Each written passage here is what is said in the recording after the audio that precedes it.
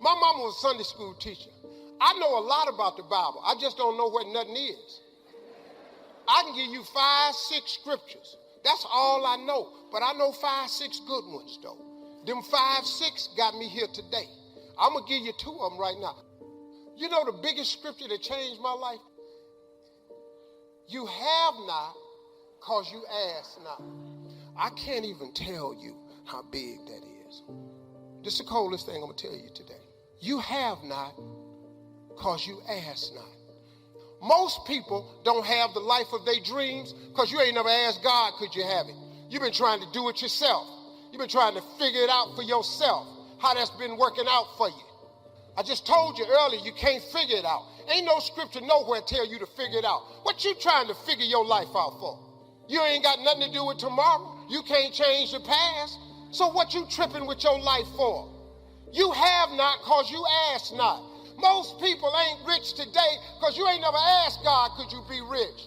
I ask God every day. At the lowest point of my life, I ask God every day, could I be rich? Because I had it up to here with being poor. I lived in a car, dog. I ain't had no backyard. I ain't had no TV. I ain't had no phone. I ain't got no sink. I ask God every day, could I be rich?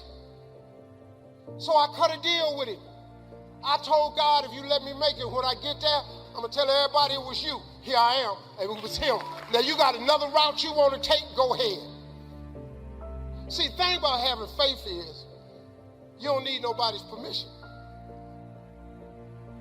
You don't have to get accepted into the course. You ain't got to clear it with nobody. He's available. I got rich, and I'm not bragging, but I'm just telling you, I got rich because I asked. She asked me today, she said, is there anything about you that we don't know? I was at the doctor's office the other day. On the medical form, they say, are you allergic to anything? And I didn't check no block. But the nurse always go over everything to make sure. Mr. Harvey, are you allergic to anything? I said, yes. She said, just not checked in the block. I said, because y'all probably ain't got that in here. Are you allergic to anything? I said, yes. She said, you didn't check the block. I said, because y'all ain't probably got that in here. She said, sir, we have every medication known to man in here. I said, oh, I thought you just asked me why I'm allergic to something. I'm not allergic to medicine. She said, what you allergic to? I said, poverty. When Dr. Norman Vincent Peale spoke, he gave me goose pimples.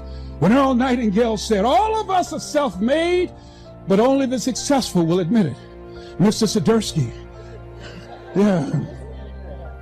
Mr. Sidursky, family that we worked for in Miami Beach, he did not know why I spent so much time shining his shoes, because he listened to The Strangest Secret in the World. As he was playing those tapes called Lead the Field, I was hearing these things, and then when I was shining, he said, well, that's good enough. I said, well, let me dust. Oh, but look here, the books are crooked. And I went in there early and messed them up so I could stay. Because I wanted to be in there while he was taking this time. He was a multimillionaire. My dream and vision was one day I'm going to be a millionaire like Mr. Sidursky. One day, because I was young and ignorant. I didn't know I couldn't do it. I didn't know I couldn't have a mansion. I was like the bumblebee. The bumblebee isn't supposed to fly because the body is too large to be held up by his little puny wings. But the bumblebee doesn't know it. It's intelligently ignorant. So it keeps on flying anyhow. This lady came to the well beaten down, unworthy, thinking that she would always be looked down on, defeated. But she left that day with a new passion, a new self-image. She saw herself as valuable, redeemed, forgiven. She ran back and told the whole town to come see this man, Jesus. They all flooded out to see him. She didn't just get changed, but she changed her city. Now she was no longer looked down on, she had respect. She was no longer broken, unworthy, she felt valuable. She knew she was a child of the Most High God. What's interesting is Samaria wasn't the shortest route from Judea to Galilee. There was a quicker way, but Jesus said, I must go through Samaria. I can hear the disciples saying, Jesus, that's a long way. It's hot. We're already tired. Let's take the shortcut. Jesus said, no, there's a woman there I need to see. Someone that's made mistakes, someone that's off course, someone that's been rejected, that feels forgotten about. I have to tell her what I'm about to do. This woman came from a culture that worshiped idols. Their gods were made out of stone, no life, no response. Jesus showed up and said, I'm going to give you living water. They were used to dead gods. He said, I'm the Messiah, I'm the living God. You may have some big obstacles. You don't see how you can overcome the sickness, how you can break the addiction, how you can accomplish your dream. But if you only knew who our God is, He's not a weak, lifeless, limited God that used to live, a statue that we can reverence. Our God is alive. He still parts Red Seas.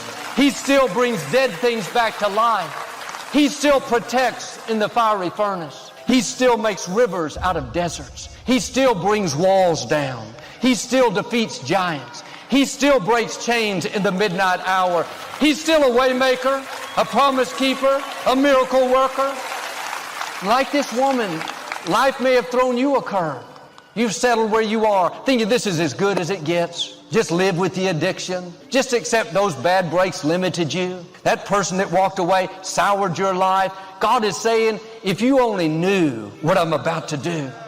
I'm about to promote you in the pandemic. I'm about to honor you in front of your enemies. I'm about to heal you despite what the report says. I'm about to free you from what looks permanent. I'm about to bring someone into your life better than you've imagined. If you only knew what God was up to, you'd get your fire back. Those bad breaks didn't stop your purpose. The mistakes you made didn't cancel your destiny. You're about to see God show out in your life. My father went through a great disappointment. He was married at a young age, and unfortunately, the marriage didn't work out. Denominational leaders told him that he would never pastor again, that failure had disqualified him. He eventually left his church and started selling insurance. He was very down on himself, living condemned, thinking that he had seen his best days. But the same God that came to the well for that woman that was broken and lonely came to my father. Daddy thought it was all downhill, that he would never pastor, never be in ministry, never have a family. But God said, if you only knew what I'm going to do, if you only knew you're going to meet Dolores Pilgrim, a young nursing student, and fall in love. If you only knew you're going to have 4 average children and 1 exceptional child. If you only knew you're going to pastor Lakewood and have influence around the world, you wouldn't live defeated, down on yourself because of mistakes, no passion because of those bad breaks. See, we get stuck in the heartache, the disappointment, the guilt, the shame. I should have done better. What was wrong with me? God knows we're human. Quit being so hard on yourself. Your mistakes didn't stop what God has planned for your life. You're not that powerful. If you could stop your destiny, none of us would make it. Abraham made a mistake, had a baby out of wedlock. That didn't stop the promised child. He's called the father of our faith. If he made mistakes and didn't miss his purpose, then you shouldn't beat yourself up because you've made mistakes. Now, I'm not saying about being loose and doing whatever you want, but when your heart is to please God, when down deep you want to do the right thing, but you make mistakes, that is not going to stop your purpose. What will stop you is if you start living condemned, down on yourself, no passion. That's why Jesus showed up and said to this woman, if you only knew what I'm about to do, if you only knew the gift I have for you, if you only knew who you are talking to. He was saying, I'm not just anyone. I'm the God who spoke worlds into existence. I'm the God who flung stars into space. I'm the God that crowned you with favor, that planned out your days for good. Jesus spoke faith into this lady. He could have condemned her. You're getting what you deserve. Too bad. It's just life. No, he said, get ready. I'm about to do something awesome in your life. You may have had your share of setbacks. You can come up with good reasons why you can't be happy, why you can't get married, why your business can't succeed. In your own strength, that may be true, but you're not on your own. The God who breathed life into you is saying, if you only knew the doors I'm about to open, if you only knew the favor I'm about to show you, if you only knew how I'm going to connect the dots, those things you don't understand, that were painful, that weren't fair, I saw them, and they're going to all work for your good. They're leading you to an amazing future, to something better than you've imagined.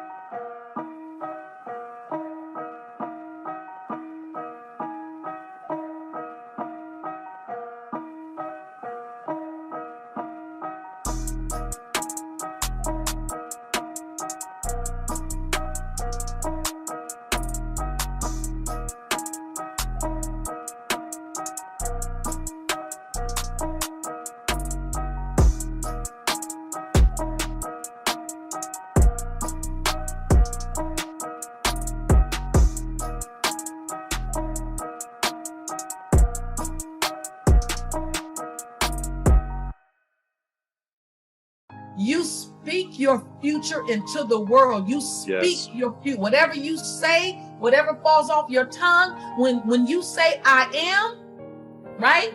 The unconscious mind says, and you are so. Whatever comes on the other side of that. And so you ask me a hard question, which one is most important? It starts with the thought. I think the thought is that's where everything originates. And then you add a whole lot of turbo boost to it with your tongue. Most people are not living their dreams because of fear, ladies and gentlemen. I was in Columbus, Ohio yesterday speaking for a particular Ohio department. Young lady named Karen who greeted me, who organized the event. Very talented, very skillful. And she was talking about she wanted to become involved in the consulting business. I said, why aren't you doing it? I said, you have the abilities. I said, you're not here because they like you. You're here because you're doing the job. You're making things happen.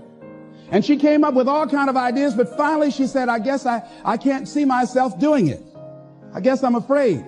Fear, limited vision, and lack of self-esteem is what keep most people doing things they don't want to do. I flew from Columbus, Ohio to Denver, Colorado to a major communications company. And the person that picked me up at the airport told me about the fact that the company was planning on having a major downsizing. And they offered some of the employees there an early retirement, and some of them will earn as much as $300,000. And they said, this is the last time that you can take this offer. If you don't do it, when we have the downsizing, you might be among those who will lose their jobs, and all you will get is your severance pay. And only 50% of the people who were eligible to take the $300,000 took it. The others were afraid to take a chance on themselves. The others couldn't see themselves beyond that company. They couldn't see life after that company. The same reason that people stay in relationships where they're abused or they're unhappy or it's unfulfilling. They can't see themselves beyond that relationship. They can't see themselves enjoying life without that person. They think that this is all that they can do. The same reason that people get stuck at a certain level in life. They can't see things being better for them. And they think that this is it and this is all they deserve. This is all they've ever seen. It's been passed on to them. And they think that this is it for them. Oh no. Everybody experiences extreme stress at some point in their life. I don't care who we are. Something happens outside our control and it hits our life and it knocks us on our tail. It might be a health stress. It could be something with your family. It could be economic, career. It could be something emotional that happened, biochemical. There's so many things. It could be an environmental situation that had nothing to do with you. Every one of us in our lifetime are experiencing extreme stress. And these days, because of the economy and the way we respond to it, the majority of people are experiencing some form of extreme stress, at least according to polls. Stress doesn't come from the facts. Stress comes from the meaning that we give to things. Yes, those things have happened, but the real question is, if we fight what's happened, we've got a problem. We've got to decide, what are we going to do with what's happened in our life? How are we going to take this? How are we going to mold this? How are we going to turn our life around? Because when you come up with a new meaning, you get a new life. And we're going to take a look at something from a different perspective. We're going to ask you this question. What is the single force that controls the quality of your life?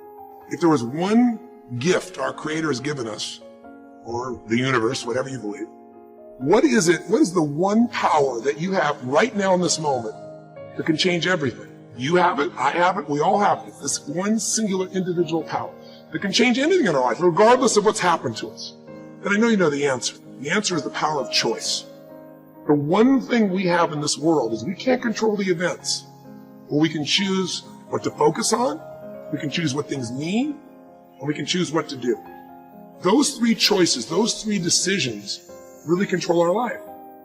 It's not so much the conditions of our life that control our destiny as much as the decisions of our life. Try for a second to think about something. Think about your life. And just think about, are there a few decisions, if I were to ask you 2 decisions you made in your life, you know, that if you would have made a different decision, you would have a totally different life. I mean, it may be, a life may have been better, or it may have been worse, I don't know, but you would have a different life.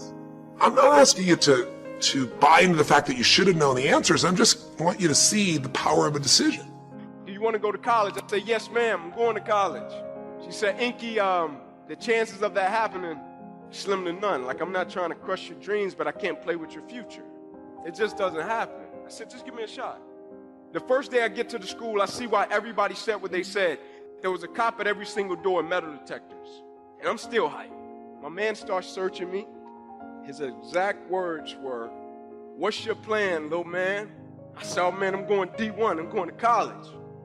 He says to me, "You'll probably go to cell block D1. He said, "You had two uncles coming to the same place, great little ball players." He said, "Aren't they serving 13 and 40 years at the federal penitentiary, not even 10 minutes away from these front doors?" I said, "Yep." He said, "Exactly. Apple don't fall far from the tree." When I got my scholarship from Tennessee and got back to Crim High School, the first person I went to see was that cop in the lunchroom. He said, "How did you do it?" He said, "The reason I said it to you," he said, "don't get it twisted. You thought I was trying to break you. I wasn't." He said, "I seen so many kids step up to me and say the same thing. And they end up dropping out their freshman year. And so I wanted to challenge you to see, would you retreat or would you step up to me and fight for the thing that you said you wanted?" I'm intrigued in life how when a person say they want something and the only thing it takes is for the circumstance to change. I'm intrigued by that. Right? How a circumstance can take that away. In life, people don't burn out because of what they do. People burn out because life makes them forget why they do it. When it's about something greater than themselves, the opposition, the adversity, and the challenges are part of the journey. That's why it's so easy to spot people that's just out for their personal gain, because all it takes is for something not to go the way that they thought it was going to go, and now they no longer want it. And so when I got to Tennessee, it was Mayberry for me. And I come into my junior year, and I'm about to get exactly what I want. About to get this thing called NFL. This thing that I've been working for. Like everything revolved around this game, and I finally get in a position in my life to where now I'm 10 games away from it. NFL on top of the paper. Inky Johnson projected top 30, automatic multi-millionaire. Just play the next 10 football games, Ink, you made it. And I go out in a silly game against Air Force, and I go to make a tackle, and when I hit him, every breath in my body left. I fall to the ground, I blacked out. When my eyes open, guys run over, "Ink, let's rock, man, let's go, let's finish him off." And I'm like, I can't. They said, "What do you mean you can't?" I said, "I can't move. I said, I can't feel anything." Doctor says to me as he's walking beside me, "I don't know how you're still alive, son. You don't have any pulse." I'm sitting there and people coming into my room like, "Inky, man, I'm sorry about what happened to you." Like, man, that's really the only thing you wanted, huh? Like the only thing you really wanted was the NFL, that's it. I'm like, man, you limited God to that? Like life holds no substance, no value? And now the thing I placed my identity in, now it's gone. That's why I laugh at people when they say, "Man, if I could just get this, I'll be. Man, if I could just get this amount of money, I'll be." I'm like, ooh. What happens when God says yes and no? Like, do you have the ability to accept what you don't understand? Can you handle when things get off course? I'm sitting there and I'm thinking, like, man, I'm 8 games away. Like, let me get the contract, then redirect me so I can help my family. And God's like, "No, son, I need you to really go that way." And I'm like, "You sure? Like, I need to go this way." He's like, "No, I need you to go this way. I got something greater for you." Now, it might take a little longer to manifest, but I got something even sweeter. I got something, son, that's going to carry you for the rest of your life. And I thought it was over after football got redirected. My life got redirected 2, 3 more times before I even fell into my purpose and my mission. I'm thinking I'm going to be a coach. God's like, "No, you ain't." I'm like, well, maybe I'm supposed to go back to Atlanta and work in my neighborhood at the rec center. I get to Atlanta, I call the guy, he don't answer the phone. The only thing I had at that moment was a prayer and a book. And the prayer that I prayed was, "Lord, I don't know what you want me to do. But people keep coming to me, telling me, speak. Inky, you need to speak." And I'm like, "I'm not speaking." People coming, "Inky, you need to speak." I'm like, "No, man." And God brought me to the point where I had nothing, and I was on my knees. I said, "Lord, listen, I don't know if this is what you want me to do, but I submit, and let's rock." And the next morning I woke up, I had my book I had written, and I got up and I looked at my wife. I said, "I'm going to take this book to Oprah." "Do you know Oprah?" I'm like, "Nope." "You know anybody at Harpo Studio?" I'm like, "Nope." She said, "Go for it." And so I got my book, I got my suit. It's hot. Every door that opened, I ran in it. I'm, "Hey, man, Inky Johnson, drove from Atlanta." They're like, "Get out of here." So after getting kicked out like 4 doors, I go to the back of the building. I sit down, I put my back on the building, look up to the sky, and I'm like, "God, thought it was you." And I get up and I walk around the side of the building. I look down the sidewalk, and at this moment, there was nobody but Oprah and the security guard. She said, "Hey, that's a nice suit." I said, "Thank you." I said, "I drove from Atlanta. I wanted to get you my book. So would you mind taking a picture?" We take a picture, and And I'm going to walk off, and her security says to me, "Hey, young man, come here." He said, "What just happened never happens." So I leave, I start to put the picture on social media, send it to my friends, everybody's reaction. "You gonna be on a book club? You gonna be on a show?" I'm like, what just happened? Faith is the substance of things hoped for, the evidence of things not seen. And I'm like, God, are we moving like that? Don't know nobody on Oprah's staff and look at my wife and say, I'm going to meet Oprah. And God puts me face to face with Oprah and puts the book in her hand. I said, God, let's go. I live my life a certain type of way according to the power that I know the Lord possesses. I live my life a certain type. Like when I go to the Lord in prayer, I go bold. Like, and I know the initial reaction when we go through things is to say, man, why did this have to happen to me? And it's an honest reaction. And some of the things we go through, I'm gonna just be real. It's not a scripture for it. But this is what I've understood. In life, some people don't need you to preach a sermon, they need you to live one.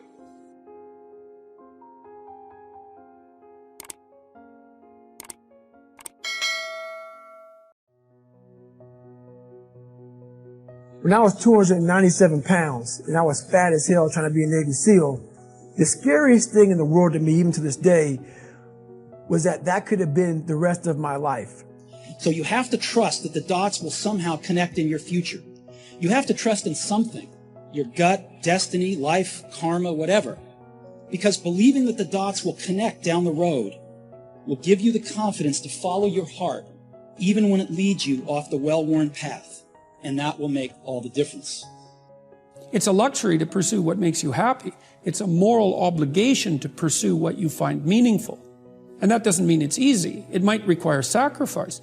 If you need to change your job too, let's say you have a family and children and a mortgage, you have responsibilities. You've already picked up those responsibilities. You don't just get to walk away scot-free and say, well, I don't like my job, I quit. That's no strategy. But what you might have to do is you think, well, this job is killing my soul. All right, so what do I have to do about that? Well, I have to look for another job. Well, no one wants to hire me. It's like, okay, maybe you need to educate yourself more. Maybe you need to update your curriculum vitae, your resume. Maybe you need to overcome your fear of being interviewed. Maybe you need to sharpen your social skills. Like, you have to think about these things strategically. If you're going to switch careers, you have to do it like an intelligent, responsible person. That might take you a couple of years of effort to do properly. I've dealt with hundreds of people in my clinical and consulting practice, and we set a goal, we develop a vision and work towards it, and things inevitably get better for people. So it's not a luxury, it's difficult. It's a moral responsibility, and it isn't happiness. It's not, the pursuit isn't for happiness. It's a moral responsibility to pursue what is meaningful. Absolutely. Yeah. Charles, I love what I do as a leader and a journalist at Axios. My dream would be to do what I do at 65, 75, let alone 85. How do you do that? How did you make that possible? Like, what is your regimen? Well, the first thing, as another one besides Frederick Douglass of my heroes, Viktor Frankl, put it, ever more people have the means to live, but more meaning for live for. The way you do it is have meaning in your life. And the way you have meaning in your life is you discover your gift. You follow Maslow, what you can be, you must be. And whatever your nature calls you to be, you dedicate yourself to that. So I've dedicated myself to that, to learning every day, trying to find new principles every day, searching for how to better apply the principles we are applying them, and every day try to improve. So I wake up every morning. What time? I get up usually a little before 6, say 5:45. Try to get to the office by 7. And what keeps me going is, I think I can contribute today. The most important thing to do first thing in the morning is get yourself in a powerful state. If you're in a great mood, you will produce great results. You will have a great day. The better your attitude, the better the results you produce. The better your attitude, the better you can handle, overcome, and thrive through challenges and difficulties that come your way. So get yourself in a great mood. Do whatever it takes to get that feeling first thing in the morning. Whatever works for you, meditation, reading, gratitude, music, exercise. These are all good options that get you in state. When your mind is positive and clear, you can handle just about anything, can't you? And when you can face challenges with a clear mind, they lose their power. They no longer halt your progress. They no longer have a strangle over your day or your life. You simply choose the best way to move forward and move on. Most people don't start their days like this. Most people aren't happy. Don't be most people. Be the minority who start their day with positive expectations. Look at yourself in the mirror and repeat to yourself, today is going to be a great day. No matter what happens, today I will see the good. No matter what happens, I will do the right thing. No matter what happens, I will give my all today. Today I will give my best, so tomorrow will be better. To lock me in bed is torture. People that can spend days and days and days in bed, I marvel at them. I look up under the sheets. What do you have in there to keep you in there that long? Say thank you for grace. Thank you for mercy. Thank you for understanding. Thank you for wisdom. Thank you for parents. Thank you for love. Thank you for kindness. Thank you for humility. Thank you for peace. Thank you for prosperity. Say thank you in advance for what's already yours. The most selfish thing you can do in this world is help someone else.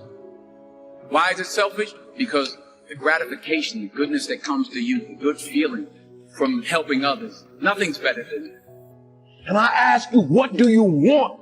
Because the days you don't feel like getting up out the bed, the days you feel like quitting, giving up and giving in. Listen to me, the only thing that's going to get you up out that bed, the only thing that's going to make you strive past that obstacle, get past that brick wall, the only thing that's going to make you get up and do what you're supposed to do is what you see.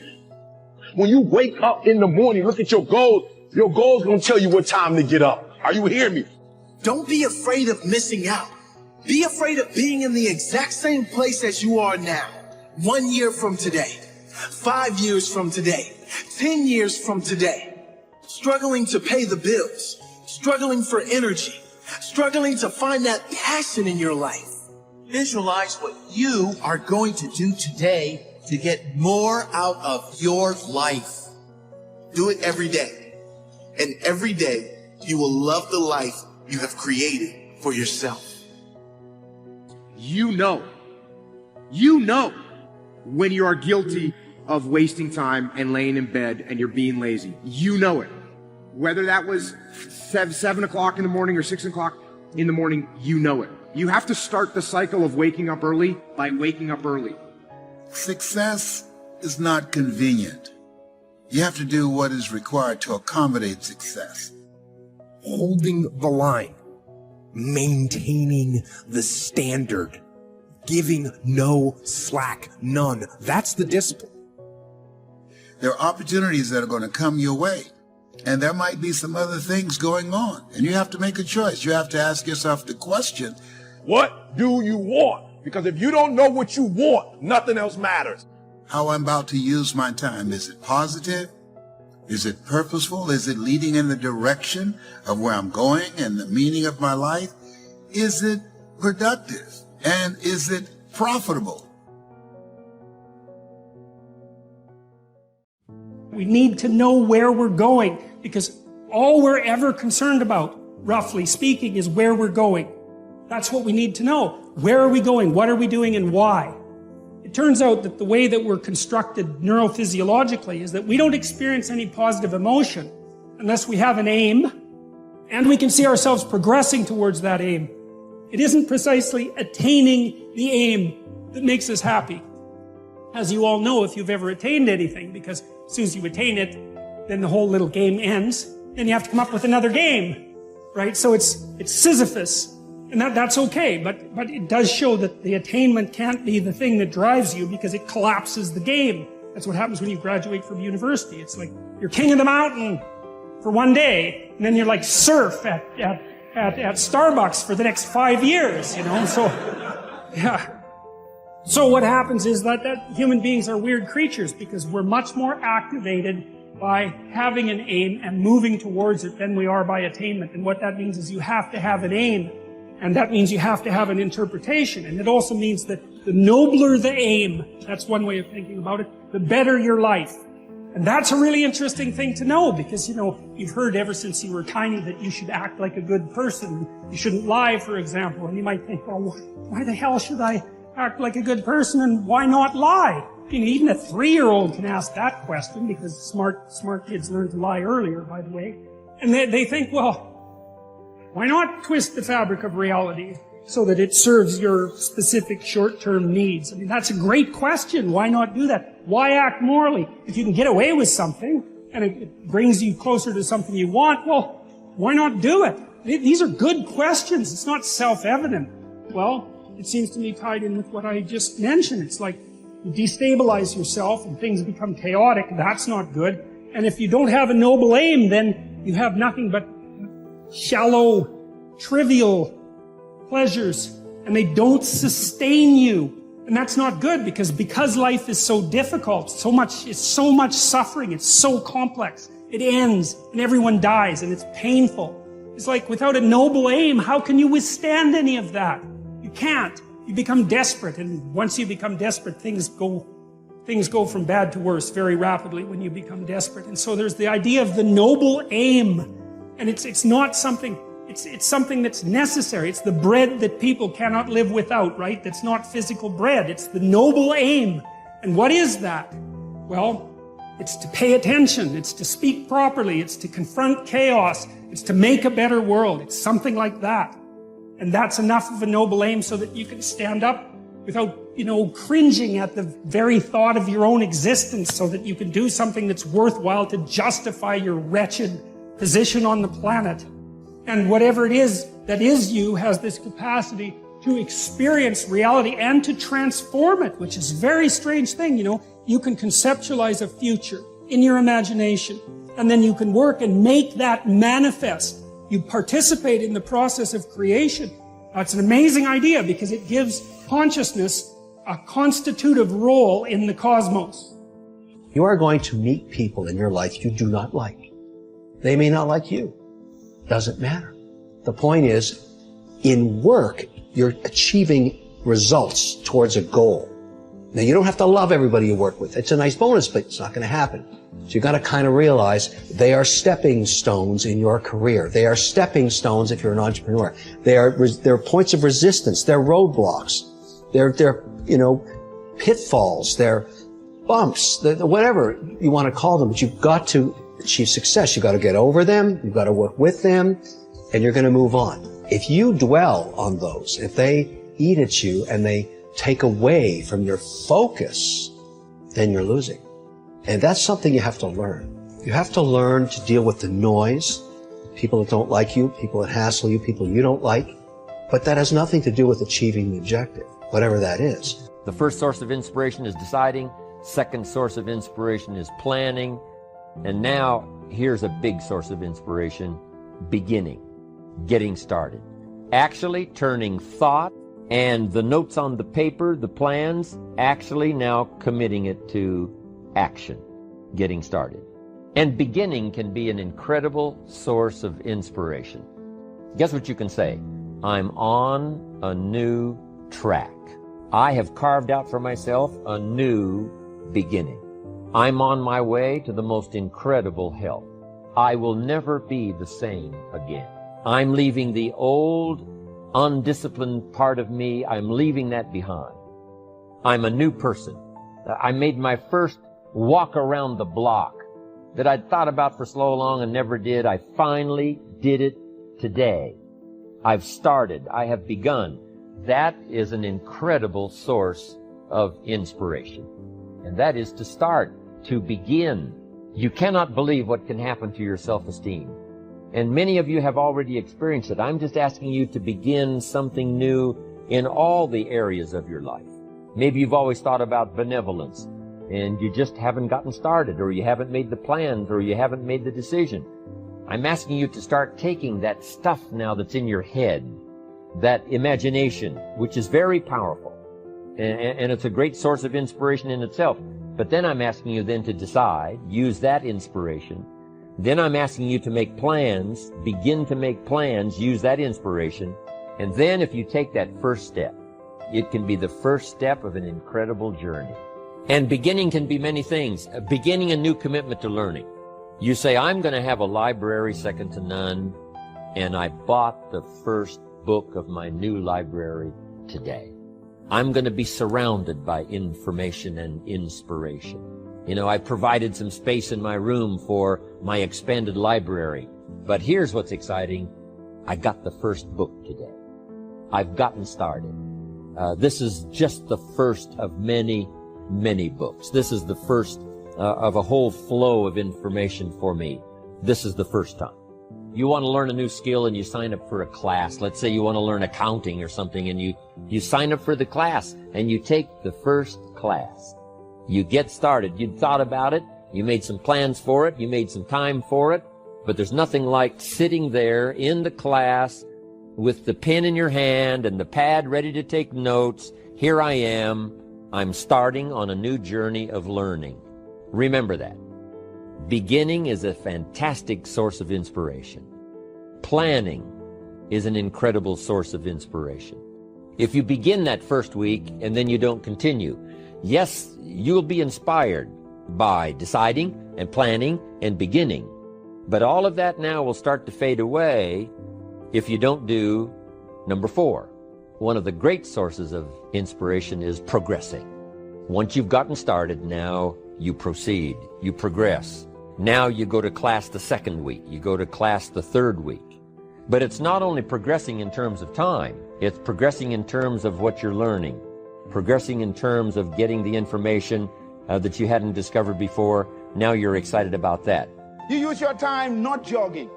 You see, time determines everything. If your marriage is under stress, it's because you haven't used your time in your marriage properly. Time is so powerful that whatever you invest your time in, you become.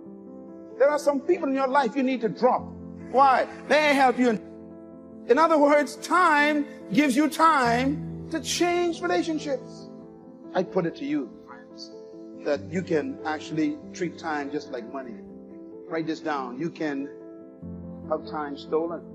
How many of you sat with people for 2 hours? When you was finished, you wasn't sure what happened. I mean, 2 hours of your life gone, and they talked to you, and you gained nothing. The older I get, the less time I have to just listen to talk. Time is more valuable than money.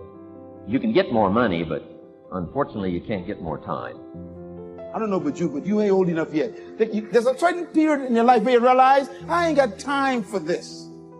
People just kind of wonder in your life, let's talk. Talk about what? Write this down. Time can be what? Abused. Time can also be lost. You can lose it, just like money. Time can be squandered, just like money. You can spend an entire day. Have you ever said this? I don't know where the day gone. Why? You squandered it. It didn't take you closer to your goals, didn't take you closer to your vision, didn't accomplish the things you wanted, and you spent it and squandered it on stuff that didn't count. Time is more important than money.